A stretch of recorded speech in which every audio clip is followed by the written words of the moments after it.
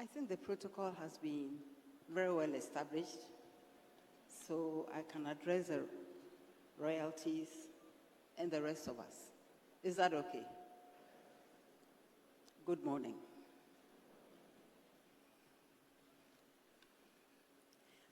What a delight it is to be here today. As we celebrate the 60th anniversary of our Cedi, and as we also reflect on our economic identity and on our future, I bring you all greetings from His Excellency, the President. It was in July 1965 that the Cedi replaced the Ghanaian pound, pence, and shillings. This was the result of a bold plan by Dr. Kwame Nkrumah to free our economy from colonial structures. As we know, the Cedi is drawn from the cowrie shell, which for centuries served as reliable currency. Thus, Ghana sent a signal that our history did not begin with colonization, and that independence and sovereignty may be found in our ability to express value and transact in our own terms. The Cedi has since borne witness to our achievements and also our problems. Indeed, our currency is a social contract that reflects our confidence in our institutions and economy. A reliable Cedi helps businesses and industries to plan and compete effectively and attract long-term investments. To our farmers, stability means that the cost of farm inputs does not spiral out of control from one season to the next. For our public sector, a reliable Cedi means better debt management and freeing up resources for infrastructure. For our students and young people, it means fees, books, and jobs are more predictable.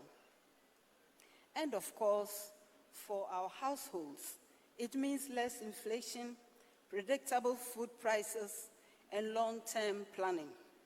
Therefore, macroeconomic stability must not be treated as an abstract achievement, but must be seen as the quality of life. Ladies and gentlemen, we have weathered domestic and global storms, notably the structural adjustment of the 80s, the 2008 global financial crisis, the domestic debt exchange, and some of the most recent economic crises. We have learned painful lessons from fiscal indiscipline, over-borrowing, and ignoring tried principles.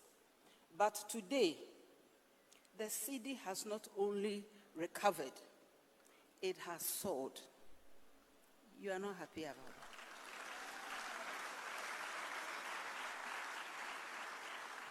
According to Bloomberg, the Ghana Cedi, branded the worst performing currency in the world in 2022, became in 2025 the best performing currency globally.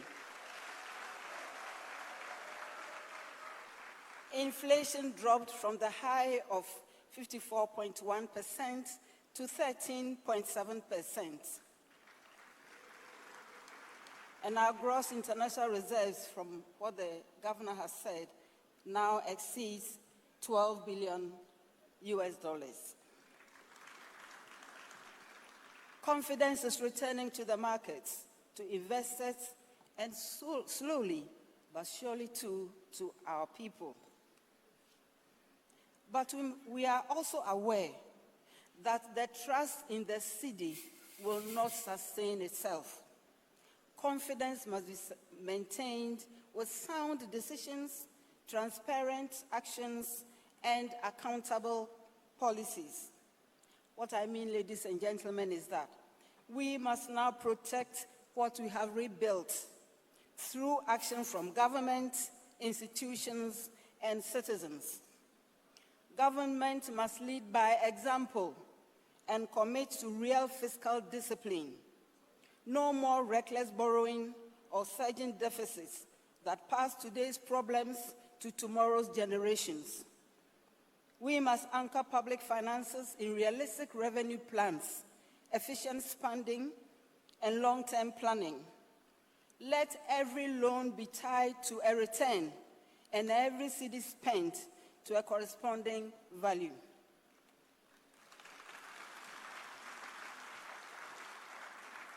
Furthermore, we must protect the independence of the central bank. The Bank of Ghana must remain a steward of stability. We must uphold the legal tender status of the cedi. Today, too many goods and services are still quoted in foreign currencies. But if you earn in cedis, you must be able to transact in cedis. Let me acknowledge the role of the Ministry of Finance under Dr. Cassiel Ato-Forson and the Bank of Ghana under the Governor, Dr. Johnson Esiama, and all the generals. Acknowledge all of you.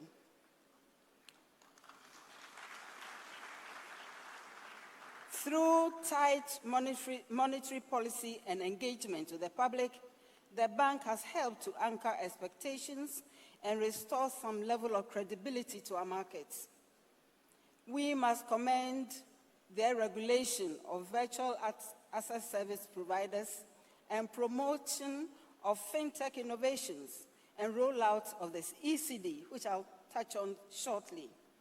I encourage the Bank of Ghana to work more closely with businesses, banks, and innovators to make it easier to transact in cedi at home, online, and across borders. Ladies and gentlemen, restoring confidence in the cedi is also a national responsibility.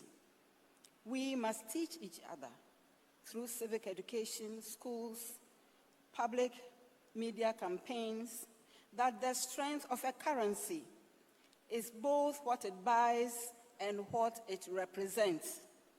The cedi is as strong as the institutions and people who protect it. Furthermore, the Ministry of Finance must uphold fiscal responsibility. Parliament must exercise thoughtful oversight.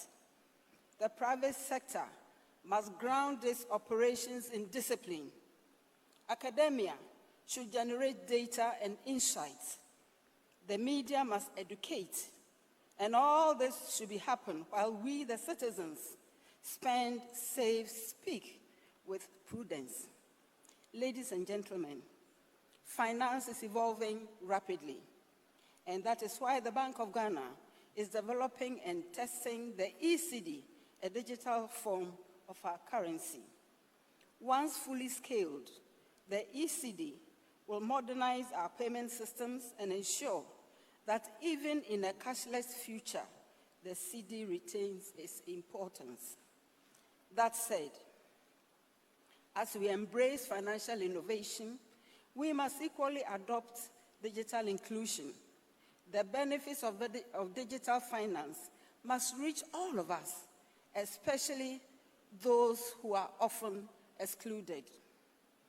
In closing, distinguished ladies and gentlemen, as we mark 60 years of the cedi, let us honor the vision of Dr. Kwame Nkrumah, the foundational work of the early governors of the Bank of Ghana, and the quiet dedication of reformers, technocrats, and everyday Ghanaians who have kept the wheels of this economy turning over the years.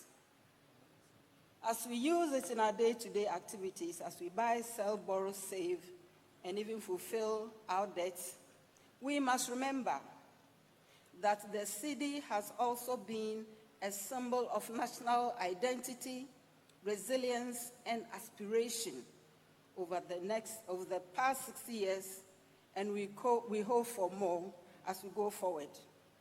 May our cedi endure.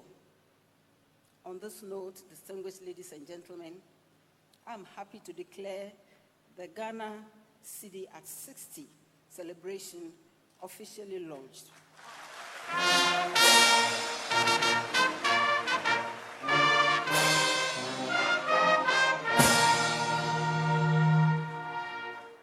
May God continue to bless our homeland, Ghana, and thank you all for your kind attention.